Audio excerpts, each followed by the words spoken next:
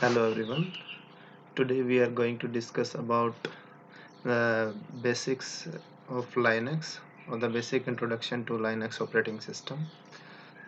So let's proceed.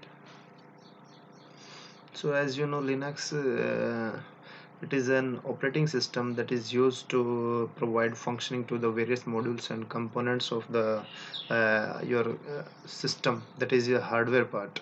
And when the hardware part is governed by a particular operating system, then it makes functioning usable to the particular user in accordance with the needs and requirements. So just like other operating systems, Linux is also an operating system which is used to perform various kind of tasks and operations and functions that a general user is intended to do. So what actually is Linux? So basically it is an operating system or a software that is actually system software which enables various application and programs to work on a computer system and to perform the various tasks that are assigned or that are to be intended to be performed by particular kind of application in the system.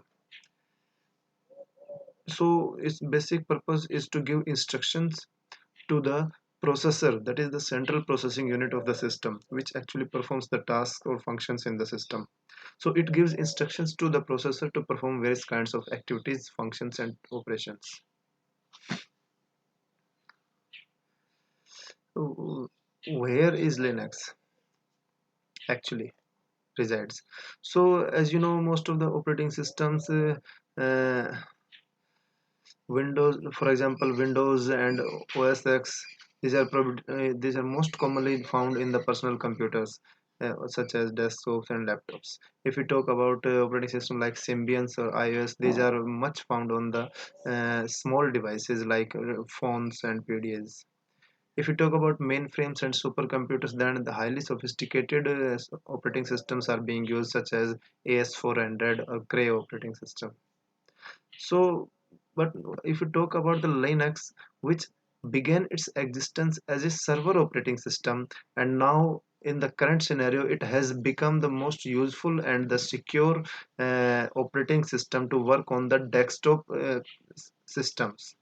So it can also be used on all of the devices from wristwatches to supercomputers. That means whatever the electronic device existing to work on an operating system, Linux can be used for that device to perform various functions and operations. If you talk about the history of Linux, so it began in 1991 with a commencement of personal project by a Finnish student, Linus Torvalds, to create a new free operating system kernel.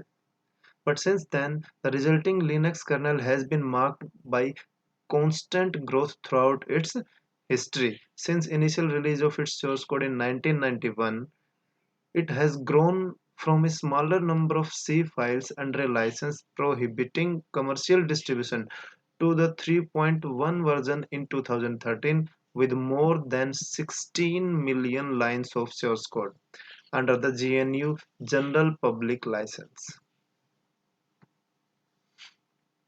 If you talk about before Linux, in 80s Microsoft DOS was the dominating operating system for PCs. Apple Mac was better but expensive. Unix was much better but much more expensive. Only for mini computers for commercial applications it was used. People was looking for a Unix based system which is cheaper and can run on a PC. Both DOS, Mac and Unix were proprietary. That means the source code of their kernel is protected. If a user or a sophisticated programmer want to change the code of the operating system, then he could not do that change. That means the proprietary software restricted for the change.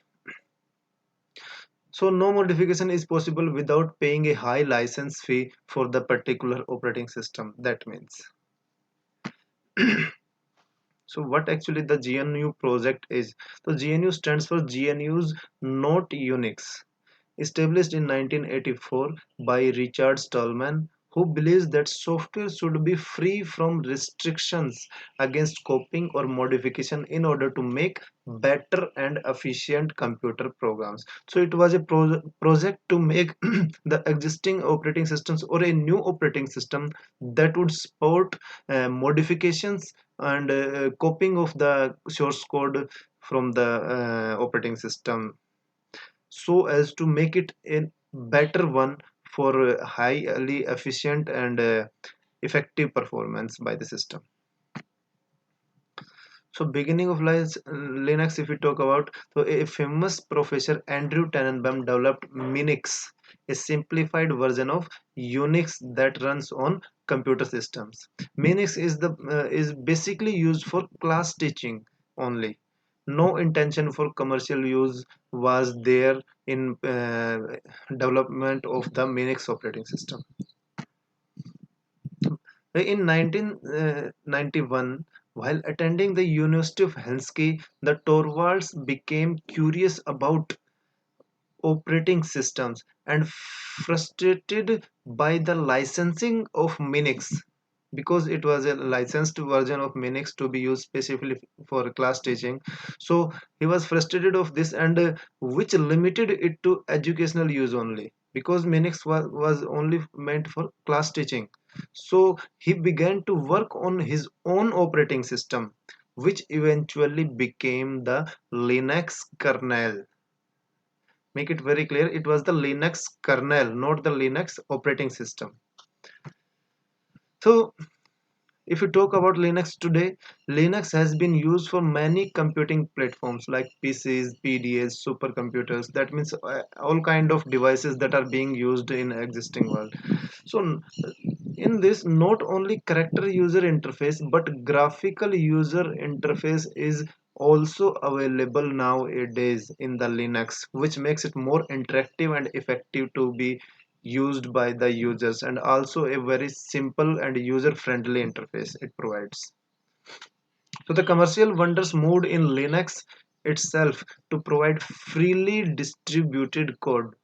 They make their money by compiling up various softwares and gathering them in a distributed form.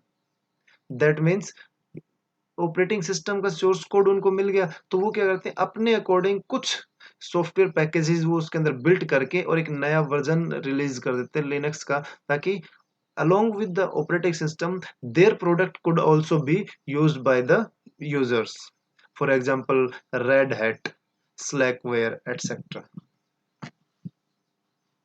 Growing and growing, it means from the its development in the 1991 and its existence at a very core level in 1992, there were hundreds of Linux developers. But if we talk about in the later years, in the next year, it became to 1000 developers. That is in 1993, and after that, the number is multiplied every year. That means the number of developing developers of the Linux operating system are growing day by day, by year, in multiplied order.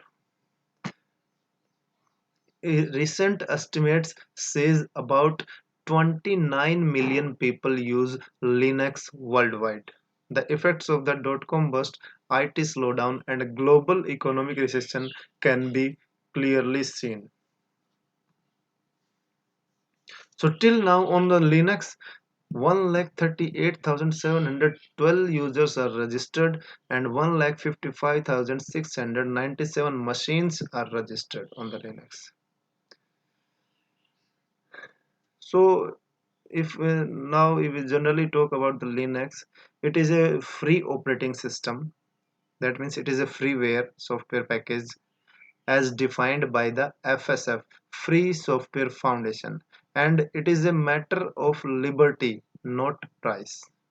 That means the free software is given not for the sake of price elimination, but for providing a liberty of the uses of the operating system code and for its customization for better and effective uses.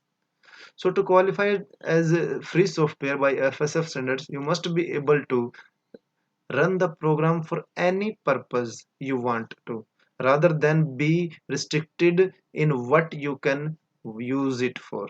That means the capability of the system can be modified or customized in accordance with the individualized user's requirements. It should not be restricted to only the specific uses.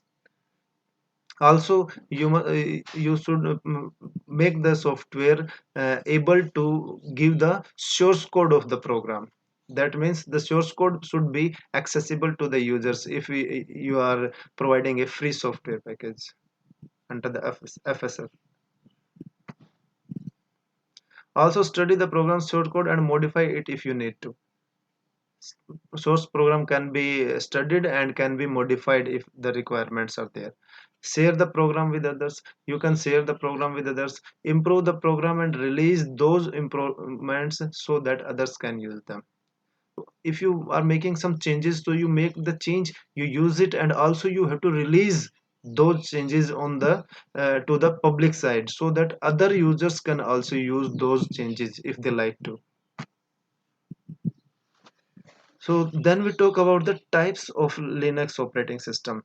The types of Linux operating system we will be discussing in the next video. Till then, thank you. Thank you very much.